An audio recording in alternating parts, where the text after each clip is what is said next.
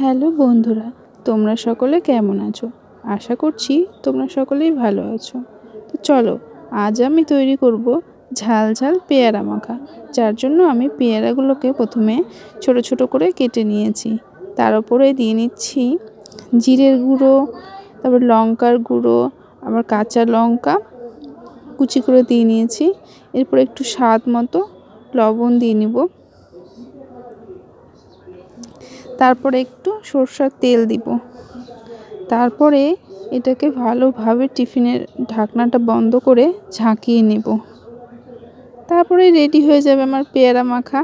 কারণ হাত দিয়ে যদি এটা মাখায় তাহলে আমি আর পেয়ারা মাখা খেতে পারবো না, কারণ হাতগুলো জ্বালা করবে। যার জন্য আমি টিফিন ক্যারিয়ারে ভরে ওটাকে ঝাঁকিয়ে নিলাম।